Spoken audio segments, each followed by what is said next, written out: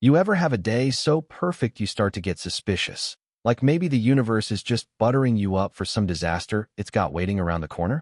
That was me last Saturday. The sun was out, music was right, and after 6 straight months of scraping every spare dollar an hour, I was putting the finishing touch on my backyard dream, an in-ground pool. I had already poured sweat into every inch of that space. New patio, fire pit, the works. But today was about the final piece, a diving board.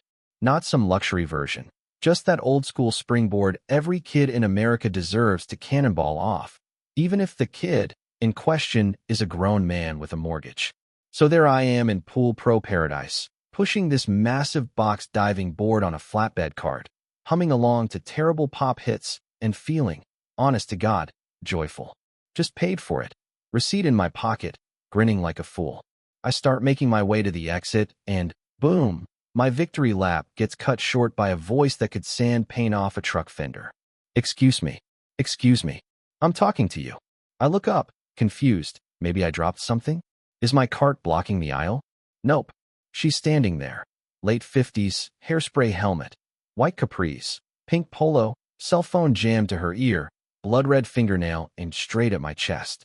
Her face has that cartoon Karen rage, like the meme version of itself, only meaner.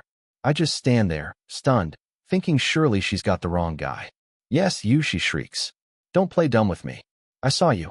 You just wheeled that right out of the display area.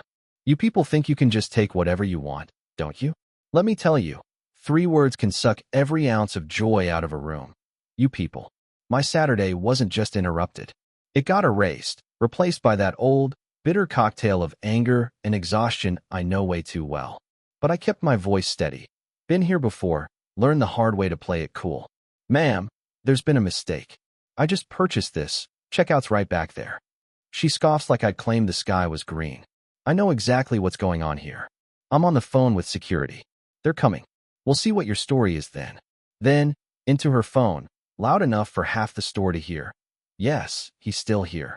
A black man, probably in his 30s, with a diving board, trying to walk out without paying. I look down at my cart. The one thing I worked so hard for suddenly feels like evidence at a crime scene. People start watching. Most look away the second I meet their eyes. Nobody wants to get involved. I get it. No one wants trouble at the pool store. Meanwhile, Karen's providing a running play-by-play into her phone, narrating my existence like I'm some wild animal she spotted on safari. I try again. Ma'am, the receipt's right here. But she recoils, clutching her purse like I'm about to launch. You probably forged it. She spits, voice trembling with anger and something else. It would almost be funny if it wasn't so real. Who forges a receipt for a diving board? But she's dead serious. I can see it. In her world, I'm not a homeowner or a guy just trying to make his family happy. I'm a threat, a stereotype, someone to call the cops on. I pull out my phone and start recording, not because I want to, but because I know my word's not worth as much as hers in this kind of story. The second she sees the phone, she flips. Oh, look at that. Now he's recording me, trying to intimidate me. This is assault. I hold steady, recording her, the board, the aisle, not moving, not saying a word. She ramps it up. My husband is the general manager here. He's coming right now, and you're going to be thrown out and arrested.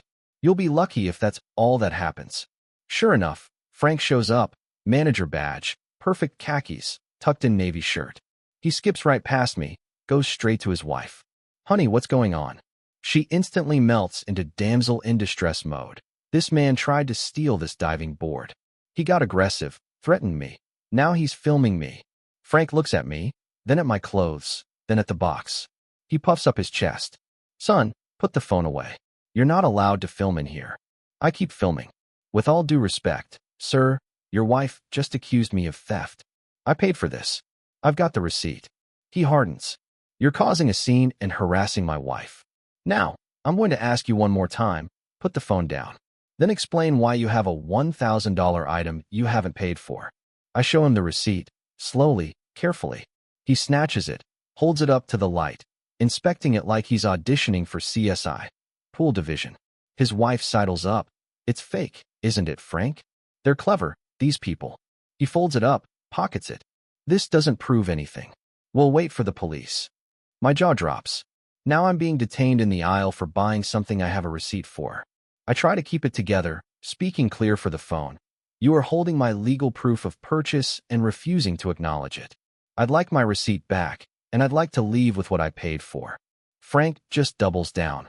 Maybe your card was stolen. Maybe your ID is fake. The police will sort it out. His wife pipes in. He's getting agitated, Frank. I'm scared. They wanted me to lose my temper. They wanted to spin this as dangerous man goes wild. I wouldn't give them that.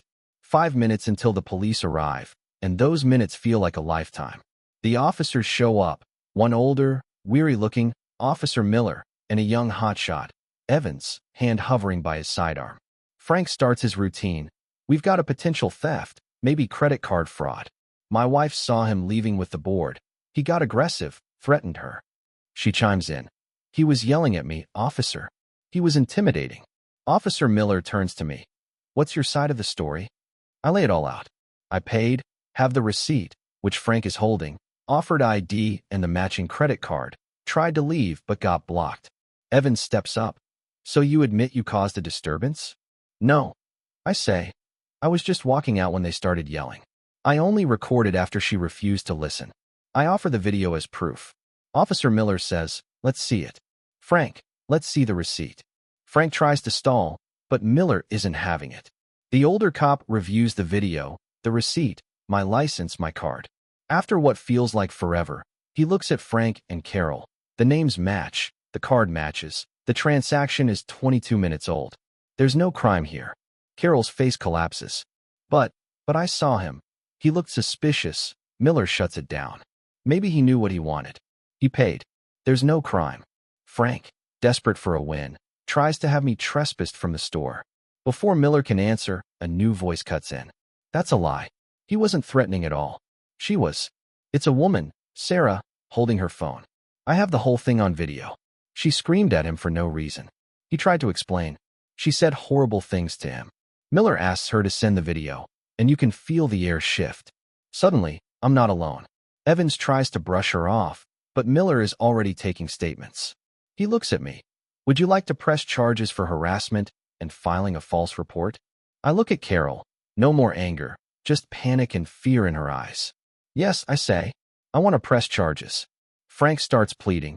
We can compensate you, maybe a gift card. I almost laugh. A gift card isn't going to fix this, Frank. While Miller takes statements, he looks at the board in my card and says, I think you've been delayed long enough.